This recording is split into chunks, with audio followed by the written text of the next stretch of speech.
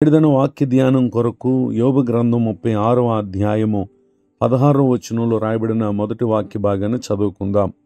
బాధలో నుండి ఆయన నిన్ను తప్పించును.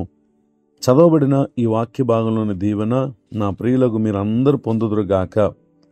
మానవ జీవితంలో బాధను ఎవరు కూడా ఆశించరు, కానీ అది మన జీవితంలో తటస్థించినప్పుడు ఎంతో కృంగిపోతూ ఉంటాం. దేవుని వాక్యం బాధ ఒక వ్యక్తి కలుగుటకు గల కారణం ఏంటంటే 107వ కీర్తన 17వ చరణంలో బుద్ధిహీనులు తమ దుష్ట ప్రవర్తన చేతను తమ దోషము చేతను బాధ తెచ్చుకొందురు అని ఇక్కడ తెలియచేయటం మనం గమనించగలం. ఈ మాటలు వింటున్నటువంటి నా ప్రియ సహోదరి సహోదరులు, ఏ బుద్ధిహీనంగా మీరు చూపినటువంటి ప్రవర్తన కారణమో దుష్ట ప్రవర్తన దోషము అవి మన జీవితాలకు బాధను మనం పొందటానికి కారణమై ఉన్నాయి.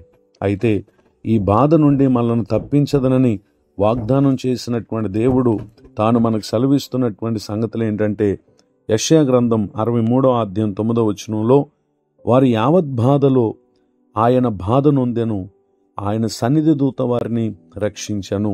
నిజమే, నాడు ఇశ్రాయేలీయులు ఎంతో వారి యొక్క అవిధేయతలను బట్టి బాధింపబడిన వేళల్లో దేవుని తట్టు తిరిగినప్పుడు ఆయన వారిని విడిపించారు. ఈ మాటలు వింటున్నటువంటి నా ప్రియ సహోదరి సహోదరులు, మన జీవిత దినాల్లో మనం అనుభవించేటటువంటి ప్రతి బాధ నుండి మనల్ని తప్పించే దేవుడు మన యావత్ బాధలు అంటే బాధ ఏ విధంగా వచ్చినదైనప్పటికీ ఆయన మన కొరకు బాధను అనుభవించినటువంటి దేవుడై ఉన్నారు. యెషయా గ్రంథం 53వ అధ్యాయము 4వ వచనం మొదలుకొని రాయబడినటువంటి వాక్య భాగాల్లో మన కొరకు ఆయన దేవుని వలన బాధింపబడినటువంటి విషయాలను ఇక్కడ మనం గమనించగలం. మనం అనుభవించాల్సిన ప్రతి బాధ తన మీద వేసుకుని మనలను ఆ బాధలన్నిటి నుండి విడిపించినటువంటి కార్యం ఎంత ఆశ్చర్యం. ఈ మాటలు వింటున్న నా ప్రియ సహోదరి సహోదరులు, నేడు అనుభవించే ఈ స్థితిని బట్టి మీరు కృంగిపోతున్నారా, ఆధారపడుతున్నారా?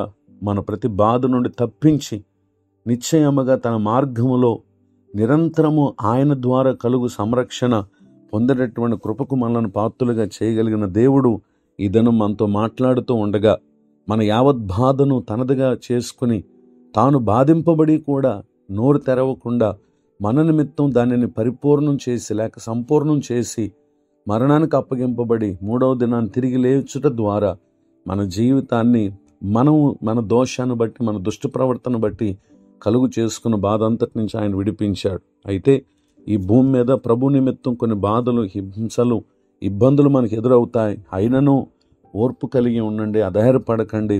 నిశ్చయంగా ఒక దినం పరిపూర్ణమైనటువంటి విడుదల ఇచ్చి మరెన్నడూ బాధ తెలియని ఆయన రాజ్యంలో మనల్ని నివసింప చేయటానికి మనం నమ్మిన దేవుడు, ఆయన నమ్మదగినటువంటి దేవుడు. అటు గొప్ప దేవుడు అనుగ్రహించే ఈ కృపకు నా ప్రియులకు మీరు పాత్రలు కావాలని కోరుతూ ఈ మాటలు ముగిస్తున్నాను. ప్రార్థన. కృపగల తండ్రి, వందనాలు. నేడు విన్న ఈ మాటలు మా ప్రియుల హృదయాల్లో ఆదరణ, ఓదార్పు, ధైర్యము, బలమును కలుగు చేయనుగాక. కృంగిన వారిని మీరు లేవనెత్తండి. దైవజనులను, వారి కుటుంబాన్ని, పరిచర్ను మీరు ఆశీర్వదించండి. నూతన సంవత్సర దయాకిరీటాన్ని పొందిన ప్రియుల పట్ల మీ కృప చూపించండి. నేడుదన్న దీవెనలు సమస్త విషయాలు అనుగ్రహించి మేలు కలుగు చేయమని యేసు క్రీస్తు నామములో ప్రార్థిస్తున్నాను తండ్రి. ఆమేన్. తండ్రి, కుమార, పరిశుద్ధాత్మ దేవుడు తోడ నడిపించునుగాక. ఆమేన్.